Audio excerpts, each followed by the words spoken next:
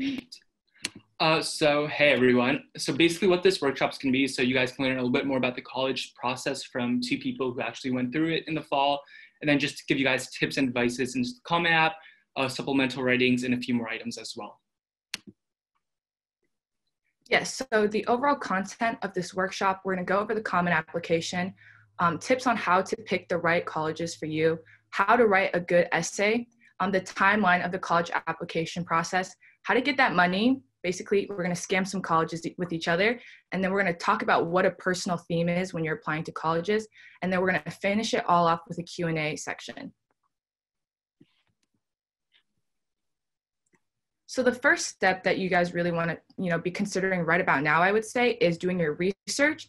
Doing your research on what college you want is really, really important, and something I personally kind of ignored because I thought to myself, oh, I'm just going to go with the standards. But it's really important to do your research because you need to find the right college for you. So this year it's going to be slightly different because in most cases people visit colleges in person, but this year there are a lot of resources that you can do tours online. There's a lot of websites out there with lots of information on different colleges. And there are definitely like Zooms going on in different forums hosted by colleges for students to learn more. So first step, do your research and figure out what you really want to see from a university.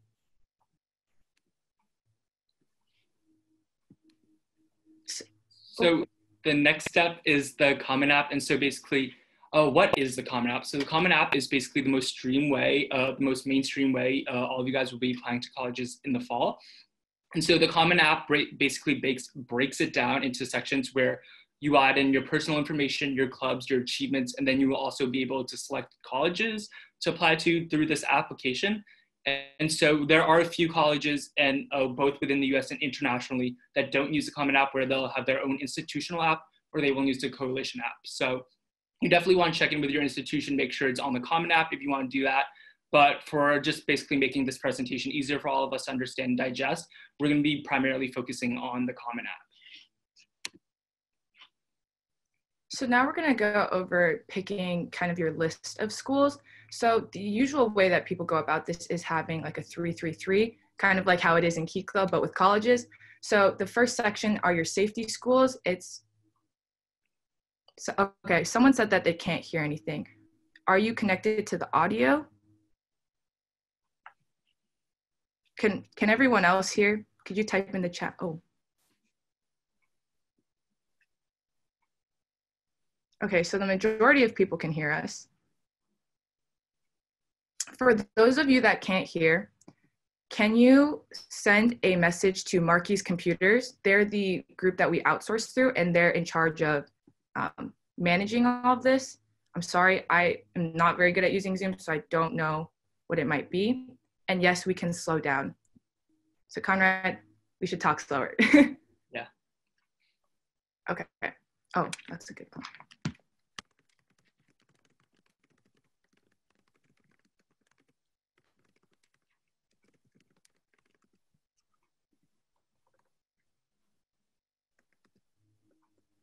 Okay, we will continue. So your safety schools are going to be around 2 to 3 schools that you feel pretty confident about getting into. It's usually in-state because you have a higher probability of getting into any in-state universities. And it's also usually has a higher acceptance probability for you.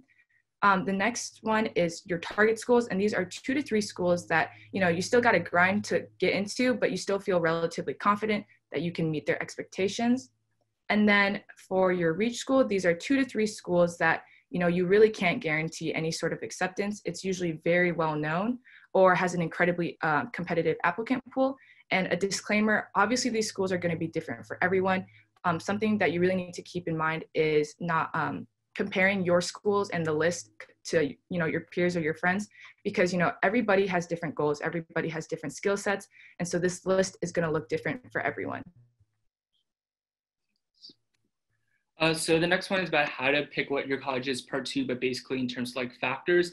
Again, the schools will be different for everyone, like Rachel said. So kind of like adjust these factors, how you want to prioritize them. Everyone's prioritization of factors will be different. Some people might prioritize location over financial aid, and some others might just value internship opportunities over the alumni network. So of course, don't compare this to anyone else. It's an individual process. So try to keep it that way and try to keep it the best way and the best possible thing for you to do.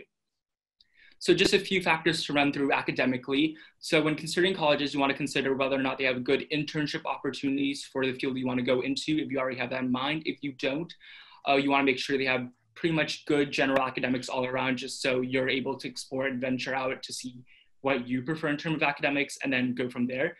Just because most colleges don't actually make you declare your major until the end of your sophomore year. So if you don't have your major picked yet, that's totally fine. You have some time to figure that out and like see what you like. But again, when you're considering colleges, if you don't have a major specific yet, if you don't have a major in mind, generally focus more on the line of general academics and seeing which schools are more well-rounded. But if you do have a major in mind that you're willing to dive into already, then go ahead and look at schools that are kind of like that major oriented. So like math, again, like if you're thinking math or technology, like MIT, like, you know, that sort of pattern. If you're thinking about like professors and like you want to think about like how the course is taught, one thing my guidance counselor taught me over the course of my college experience is that if you are going into like a specific field that you already have in mind and you look at the professor's profiles, you look at their biography and they are teaching some of the stuff you want to learn about, it's actually good to actually reach out and actually learn and see what they actually teach in their curriculum and what they teach in their department, as it's a way for you to understand what kind of lens is the professor teaching out of. So it's a great way to understand how they're teaching the academics as well. Another great resource that goes beyond just looking at the college website and looking at what the professor's style of teaching is niche.com. Niche.com is basically student-based reviewing. And so that allows other students to reflect and show their ratings on how their college experience with X college is. So let's say if I'm looking at the university, Maine or a no, I can just go into niche.com, type in University Maine or a no, and will show me the diversity rating, the academic rating, and then we'll also have some spaces for a few other selections, as well as for students to write their specific comments as well about their experiences with that college. So those are some of the academic factors. Jumping into finances, again, something you want to consider is that college financially sound for you? Is it something you and your family can make work without being too much in debt? Again, if you go into debt, that's pretty common at this point. That's what college is. It's a scam. But you want to make sure that it's financially sound for you as a scam, you know? And in terms of thinking about being financially sound, you want to make sure if you have any post-grad plans in mind, like law school, med school, or graduate school, that you're balancing that well with undergraduate school. So keep that in mind. You also want to see what scholarship opportunities are available that school offers to you. And if you do have a major in mind, like do they have any major specific scholarships, because a few schools tend to do that as well. I know a lot of students like to think about studying abroad, so if that's something you have in mind, make sure you don't actually pay for it fully, because oftentimes it's overpriced. So a lot of schools also offer study abroad scholarship, so make sure to look into that process about seeing what they offer in terms of aid with studying abroad. Last but not least is if you receive your financial aid packet, it doesn't seem right, and you feel like this is an institution you want to attend, most colleges have an appeal process, and this is something they don't typically advertise just because they just don't want to go through the burden of it or feel like it's not the best case for them again. But as a student who's financially concerned, an appeal process is something you can do to potentially increase the aid you receive from an institution. And then the last thing is opportunities. Again, this is the last thing we have on the side in terms of factors, but your factors can range beyond this. This is just some examples we're giving you. But in terms of opportunities, you definitely want to consider, do they have strong internships? Again, like I said, in academics, do they have strong internships within the area or within the major you're looking for? Is their alumni network good? Is it based on where you want to plan to live and where you want to grow your career? And the location, because the location honestly gives you as much as you learn from the college as you do on campus. So you definitely want to pick out a location that's good for you as well, whether that's rural, city, north, south, east, west, and etc. Okay, and before we continue, Sean, you've had your hand raised for a couple of minutes. I don't know if that's on purpose, but I'm going to allow you to talk if you have something to say real quick. Okay, it went down. So I'm just going to assume that that was on accident. Okay, so next we're going to be moving on to college essays. And this is really the key to making your admissions officer simp for you. I personally didn't realize how important essays were going to be going into this entire process. So Granted, take everything I say with a grain of salt because this is from, our personal experience. And obviously everyone, when they're writing their essays, it's going to be a different format. Conrad, can you click to the next slide? Okay, so first up is your personal statement, and this is basically a 650 word spark note of your life, and you are the author and editor of it. And so your personal statement is basically, like I said, a spark note. It kind of gives the admissions officer a deep dive into who you really are, your attributes, and like what you want to do in the future. So next slide, please. I'm going to be giving you 3 general overarching tips on how to write a personal statement and what I found really useful that I kind of gained from other websites as well as just from, really grinding it out for like 3 months. So my first tip is really just be personal and honest when you're writing your statement. Figure out what qualities you really want the admissions officer to know that you have. The things that most people usually talk about are like the struggles they faced, what you've learned, and what makes you really unique. Be yourself. Do not try to come off as someone you aren't. I know that oftentimes we feel like, oh, I want to put my most, confident and amazing self forward, but these admissions officers do this every year, and they know that nobody is perfect, and they realize that you're going to have struggles and that, you've had to, work really hard to get where you are. So don't try to push away the things that you've had to work for and the struggles you've had. The last thing is really avoid listing off every single achievement you have. I know one of my friends who proofread one of my essays kind of like scolded me for doing that because there's a specific section on the Common App where you list off, the date of achievement, what awards you've gotten. So there is a time and place to flex, but in your personal statement, I think it's really better to just list off your character and the skills that make you unique. My next tip is try again. Writing your personal statement is not easy. You're going to be making so many drafts. I personally had 6 before I came up with the ultimate one, but you're gonna have to do it many times. You're gonna have to type a lot of things. And it's completely okay to completely scrap or take inspiration from multiple essays you've written, even though some of them might have very different context. Like I wrote, my main Common App essay was about the fact that my middle name is the letter Q. And then a different one I wrote was about a boat I saw when I was hiking. And I know that's really random, but I actually managed to kind of combine them into my final draft. So it's always possible. You're just going to have to take the time to look at it. And then the last piece of advice is, reflection is really important when you're writing your personal statement. I personally am not really good at personal reflection. Like I'd rather go drink a cup of coffee and do something else. But it's really important because, this is like a look into your life. If you're not able to be honest with yourself, there's no way that the admissions officer is going to see who you really are.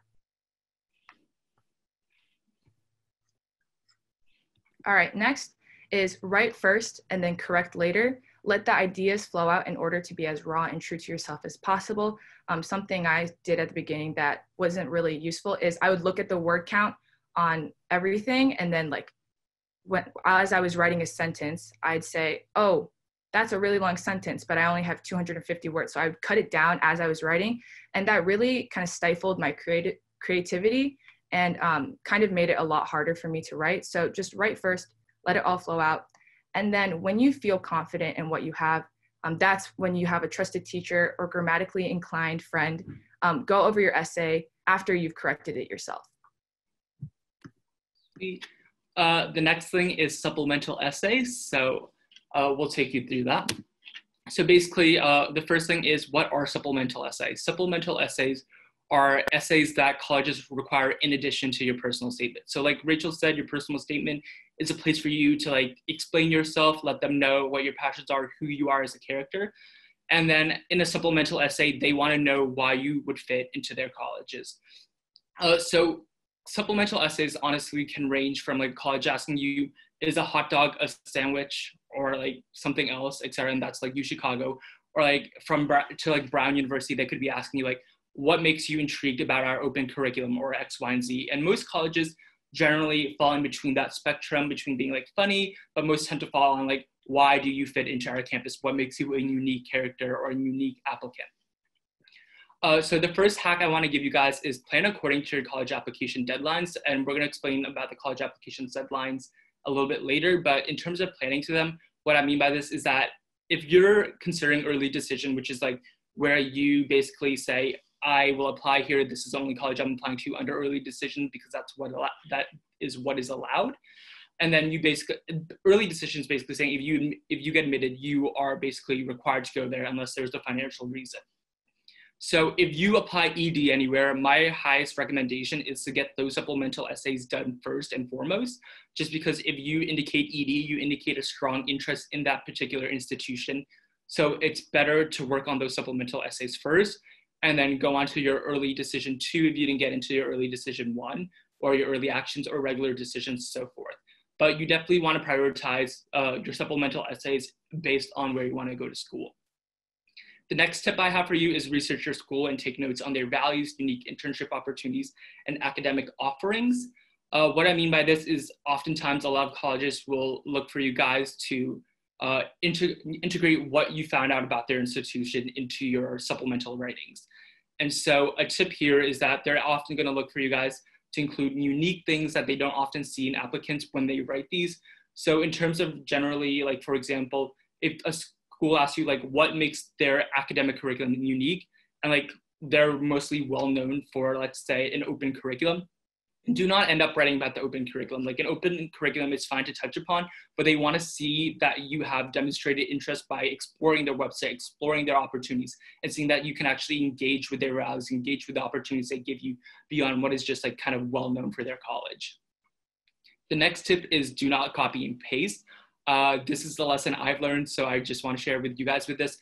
Do not apply to a college that, or like don't write supplemental essays for 2 colleges that have similar prompts.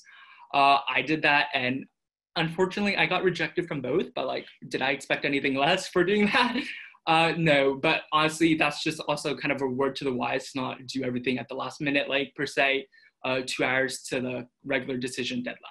So don't do that. Again, your supplemental essays should tie into your persona. We'll talk about persona later as well.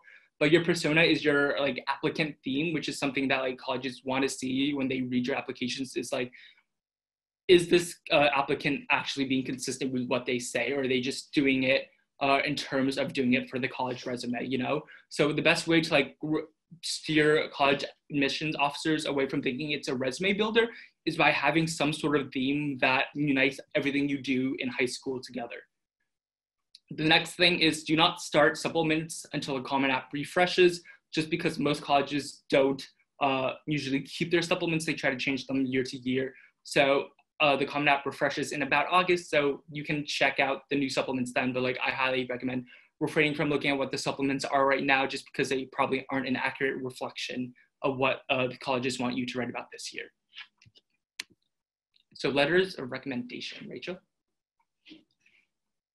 Okay, yeah, so now we'll be going on to what letters of recommendation are, how to get them, as well as why they're important. So the general consensus when it comes to asking for letters of recommendation are 2 to 4. Some universities don't require a letter of rec at all, but for most of them, they usually have 1. Personally, I got 3. And the people that you're going to ask for these letters of recommendation are teachers and mentors who know you well enough to speak for your specific strengths and be able to provide concrete examples of your character.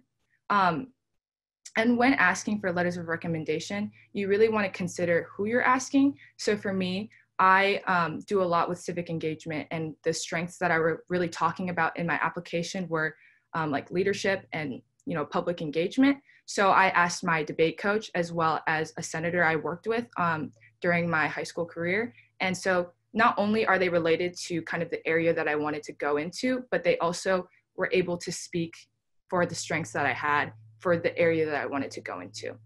Another piece of advice is ask nowish, not necessarily for them to start writing it now, but just letting your teachers or mentors know that you want them to be able to write a letter for you in the fall. Many teachers, especially the popular ones, have a list of students that need a letter of recommendation, and then they go down the list. So I think honestly, the earlier you ask, the higher chances that your teacher is going to make sure they give you a quality letter of recommendation. Also, it's better to have the person writing your letter have a connection of what you want to go into or your strengths. So again, what I was talking about, when I want to go into politics, so I asked a senator, which, you know, shows to your admissions officer that like, yes, I've been working on this in high school and I'm ready to continue it into college. So now we're going to be going more into miscellaneous things. I know a lot of you guys have been asking questions in the Q&A. There's a lot. So hopefully some of these I haven't answered yet because we will be covering it in this section. Sweet. So the miscellaneous section. So basically, getting dough, bro. So this is about just like kind of the CSS profile and FAFSA. I'm just going to basically explain generally what they are. I'm not going to go into the details of it just because that will be reflected individually. So I can't predict like what that will look for you specifically, but I'll go over the general information. So starting off with the CS profile, this is a non-governmental profile of your financial, of what your family's financial circumstances look like. And so not all institutions use it, but some institutions use it to supplement the FAFSA in order to determine what your financial need is. And so that's basically in terms of like grants, loans, stuff like that. They use the CSS profile to do that. On the other hand, you have FAFSA, which is a government program. And so the government determines what kind of loans, grants, and aid you can get from the government. But in addition, colleges will also see this, and they will also reflect it in their financial aid packages often. A general rule of thumb for this is that CSS profile, I think, comes out later this month. FAFSA does not come out until late October, I believe. But a tip with FAFSA is that generally the earlier you apply, the more grant money you would receive from the government. So it's better to start early on that rather than later.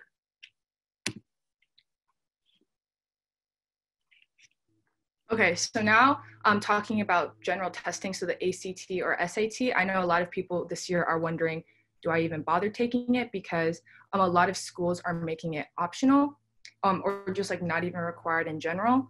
So obviously, I'm not in your guys' shoes, so I don't know exactly, but I've been talking to a lot of people who are juniors right now. Oh, just kidding. You guys are basically seniors now. And most people are saying that if you have the resources, if your school either pays for an ACT or you have like testing sites near you, I think it's a safe bet to continue to take it because it's never going to hurt you to list, you know, your test scores on there if you feel confident in it.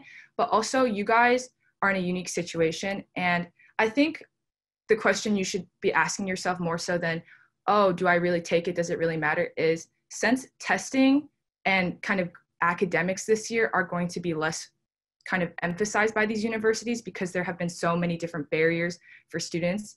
I think you guys should focus more on like your extracurriculars, and that's not just like high school clubs or anything, but like what you choose to do with your time this year when you are applying to colleges, I think is what the admissions officers are really going to be focusing on, because like this is an unprecedented time. What you choose to do with your skills and within your community, I think is really going to speak on your character more than like a 36 on the ACT.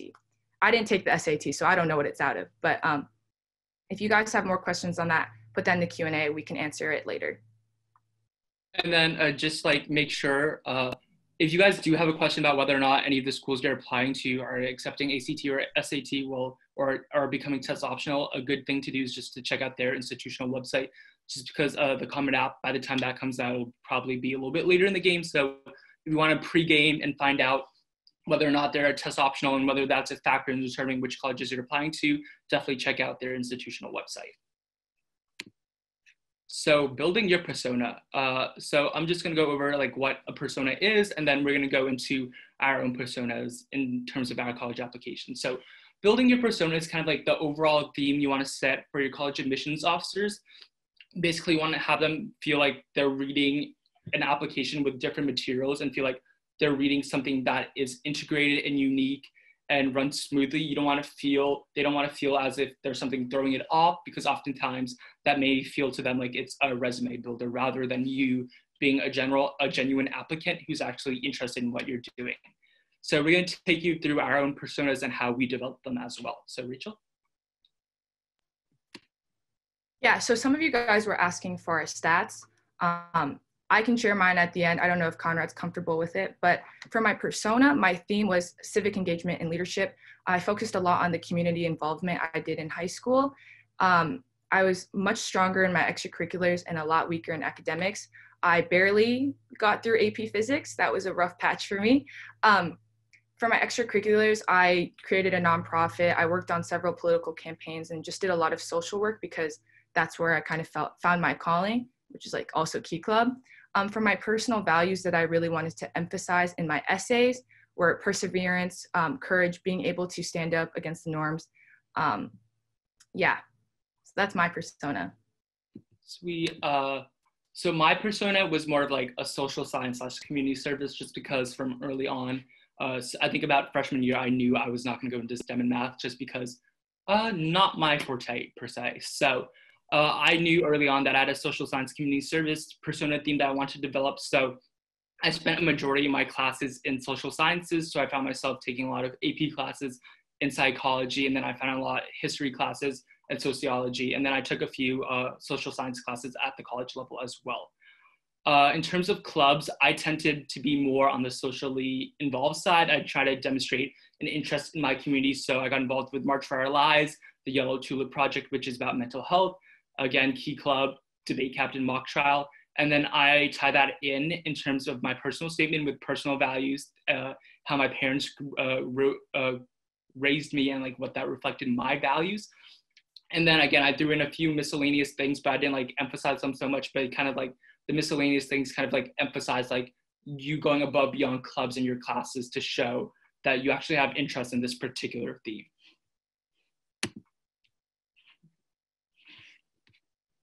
Okay, so now we have some general tips and reminders. First, your test scores are not make or break. I remember I was in your shoes a year ago. I was like, dang, I really need to retake my ACT like a couple more times. And then I realized that when I was actually doing my application on the Common App, there's literally just like one slot where it's like your ACT or your SAT score. And I remember sitting there in a coffee shop and I was just like, dang, I did not need to stress out that much about it. Like the college application process, it really is focusing on encompassing you as an entire person. And so your test scores, I promise you, are not as important as you think. That doesn't mean you should ignore them, but they're not as important as you think they are. So hopefully that takes a load off your shoulders. Next is pick a college on what's best for you, not what the internet or what your parents say. This goes back to don't compare yourself to others. What's right for you is not going to be right for everyone. And you really need to sit down with yourself and reflect on what you want out of this. For some people, they don't want any debt and they don't think that's worth it. They're just going to go to college, they're going to get a good education, and they're going to work right out of it. For some people, they don't even need to go to college and they can get a job right away. For me, I sort of played myself. I was like, I'll take on some debt because I think a college education is worth it. So just really consider what you want out of this. Next, scholarship applications are just as important as college. I know people are asking questions on that. I started typing out an answer, but I'll just answer it live now. So tips on getting scholarships. There are a lot of websites that allow you to input all your information. So clubs you do, your stats, your grades, and then they narrow it down for you from there. Some of them that I can think off the top of my head are Big Future, which is through the College Board, Going Merry, scholarships.com. All of those have similar kind of programs allowing you to narrow down your selection and get that money. So apply for lots of scholarships. And then, oh, I'm so dead. Someone just said, I can't wait to be in debt, heart emoji. Okay, next is trust yourself, preferably while you get adequate sleep. I had a lot of people telling me what to do, what to write about, what not to mention, mostly my parents. But at the end of the day, you really need to trust yourself and what you think is best for you, because you're going to be the one taking on this debt, unless your parents are paying for you, which you're lucky. And you're going to be the one who's getting the education. So trust yourself, preferably while you have 9 hours of sleep. Last of all, guys, you eventually will be running out of sleep. So don't drink a Bang. I drank Bangs for like the entire month of December, and there's too much caffeine. No 17, 18-year-old should be drinking that much caffeine. Stick to Monster. It's a good amount and it tastes good. Okay, next slide. Okay, so now we will be moving on to questions. I'm not reading the chat. Someone just said it's like a Twitter thread, and that's too much for me. So we're just gonna be looking at the Q&A. Okay, so first one is, how do you check if your school has good internship opportunities? Do you want me to Conrad? answer? So in terms of like checking they have good internship opportunities, one thing that I did first was I went to see how far or how spread out was their alumni demographics. And some schools don't actually say this, so you may have to email the admission officer. But I tend to see how spread out the alumni network is, just because typically an institution that has a strong internship opportunities usually has a stronger alumni network, because they provide the connections that you need. And so these alumni actually end up being some of the internship opportunities you get. So definitely check out their alumni demographics. And then some colleges straight up on their website like says like, here are some internship opportunities, here are some like people we work with, here are some companies. And then again, last but not least, if they don't have any of that on their information, which is like, I promise you only like a small few number of colleges, reach out to your college admissions officer at that particular institution, ask them, what type of internship opportunities do you have in terms of X academic or just generally? Okay, cool. So someone asked, wow, you guys really want to know our stats. I assume that's just like test scores, right, Conrad? Test, GPA? Okay, so, well, I had a 4.0 GPA. My weighted was like 4.65. I got a 35 on my ACT, and my SAT, I don't talk about it. Okay. My weighted GPA, I think, was about a 4.2, unweighted about like 3.9-ish, I think. And then SAT, I think I ballparked around 1290-ish. And then ACT, we're not talking about that. No. Those are kind of So, okay, someone asked a question about becoming an international trustee. Okay, since you guys like this question, we'll go over it quickly, but this is a college workshop, okay? So my qualifications, I was the past MNDAC district governor my junior year. So I kind of was interested in taking the next step on international and using my experience. So that was like my qualification. For me, I just felt like LTG was like such an enjoyable role for me, and I really like am not the best in terms of like being a leader per se, like a governor or international president. So I felt like international trustee was the closest thing, so I went for that.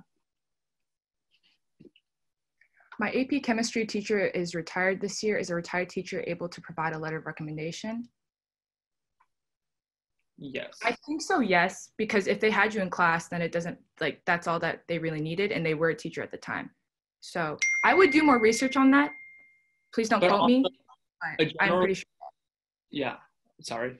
A general rule of thumb as well is, if in terms of recommendation letters, if you haven't had that professor or like had that teacher in junior, senior year, it's best to find a teacher you had your junior, senior year, just because they tend to have a lot more of like character growth and will reflect on you more accurately than per se a freshman teacher you had. Okay, cool. Next one is, how do I increase my chances of getting into my reach schools? Well, I'm not an expert because I did get rejected from schools, but I guess just a piece of advice I have is, a lot of times people just say what they think the schools want to hear, but like, I hate to break it to you, but you can't scam these, you can't scam these colleges. Like, these people have been through this process many times. So again, I'm sure you're tired of me saying it, but you really need to be honest and put like your true self forward, because I promise you, even if you think, oh, like there's like 7, for me, I was like, there's 7 other Asian girls with the exact same stats as me. But I mean, at the end of the day, I'm really happy with where I'm going. And regardless of what school you go into, and even if it's not your dream school, like, you're going to be happy where you go.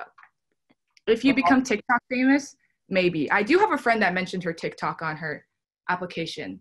She didn't get in, but I mean, she's famous. So that's, that's clout in a different realm, just maybe not colleges.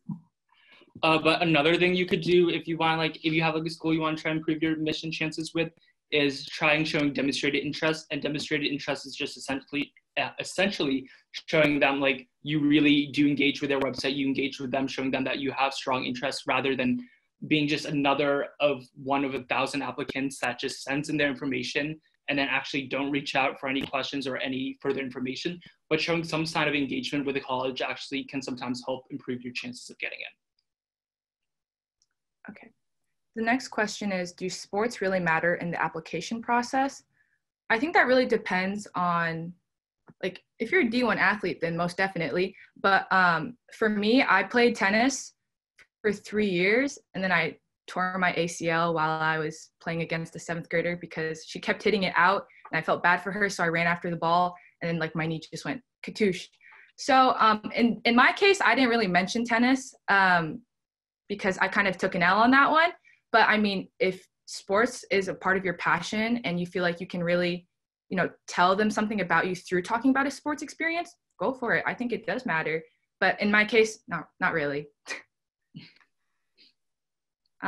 Conrad, did you play sports? If not, I'll just say we answered it. Okay. Someone said, if colleges say that the SAT and ACT is optional, is it really? I'm going to be honest, these colleges, they're trying to play everyone. So if you have the resources to take it, I would still take it, unfortunately. I think standardized testing is stupid, but even if they say it's optional, I would still try to take it unless you really can't. But that's what I think. But then also, like, if you do take it and then you end up didn't doing like your best job, or like you felt like it's not an accurate representation of you, you can just leave it off, since they're test optional. So it can't really do harm just to like take it and see what you get. Yeah, it adds an aspect of mystery. Your admissions officer might be like, oh my goodness, they could have gotten a 36. I don't know. So, I mean, you just got to play your cards right. So yes. Will the participants have access to the PowerPoint when the seminar is over? I list my email at the end of this. You can just shoot me an email. I'll forward it to you. Should I go to that slide? I'll just like move to that slide with your information. Okay. Nice. What extracurriculars help boost your application? Obviously, this differs for everyone. A piece of advice I do have, though, is some people, I remember freshman year, everybody joined every single club under our high school roof. And I don't think that's really the best way to go about it. I think it's better to pick a few core clubs that, you're really passionate about and you enjoy doing, and then just stick with those. For me, it was Key Club, obviously, debate, and then my nonprofit, which was basically my extracurricular. And so there's no all encompassing the moment an admissions officer sees that they're like, I'm accepting this person. I wish it was that way, but it's not. I'm sorry. Yeah. Generally also, when you do talk about like clubs and stuff, they like to show, rather than like 1 or 2 years of experience with that club, rather than vagueness with the club, they want to see how much you can actually get involved with that club. So higher leadership often indicates a stronger passion for that club. So being able to get more involved is something that colleges look for. Yes.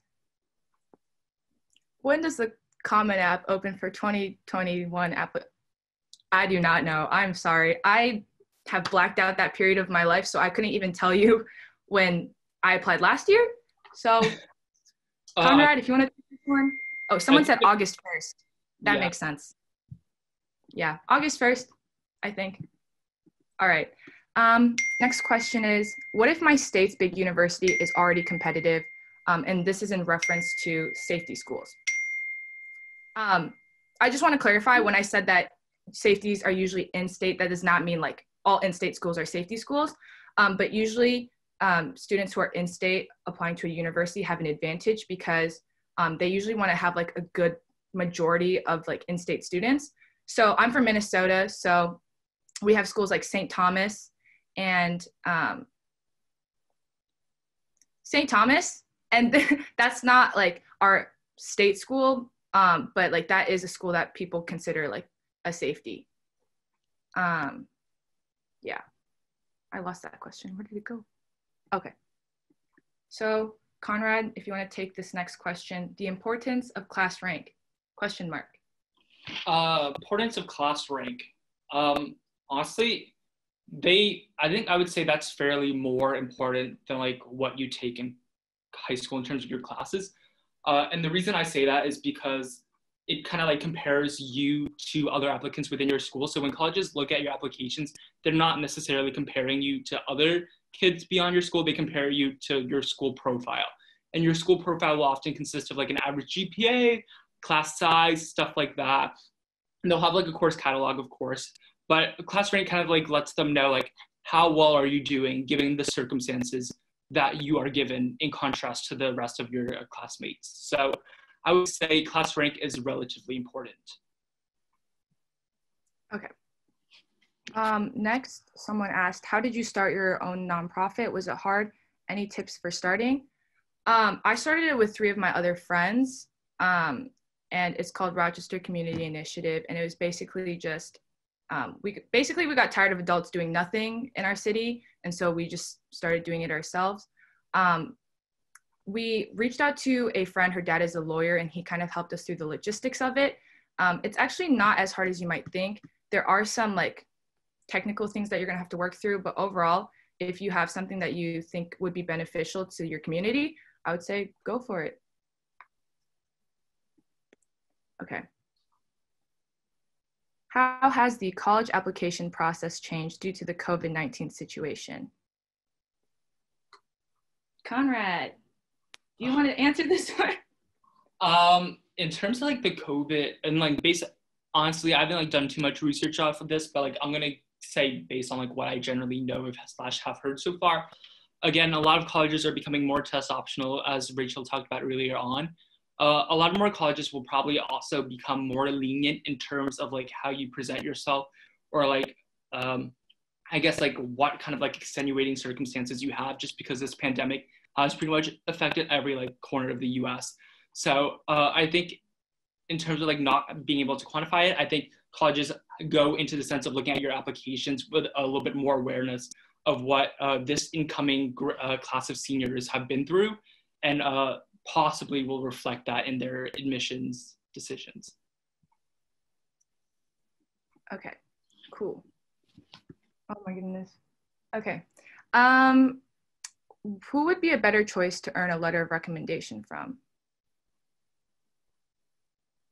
Do they mean like teacher or mentor?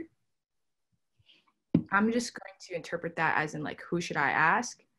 Usually, I think the best way to go about it is ask a teacher that you feel really close with and that like they've actually seen some character growth from you throughout the years. For me, I asked my French teacher, even though I suck at French, if I'm being honest. But I did good in that class, and I had my French teacher for 4 years.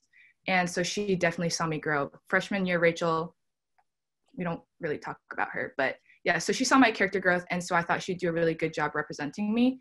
So someone that you have a good relationship with and that they can speak to your strengths. Hopefully that answered your question. I'm sorry if it didn't. Okay, Conrad, the next question is, should we take the SAT subject test?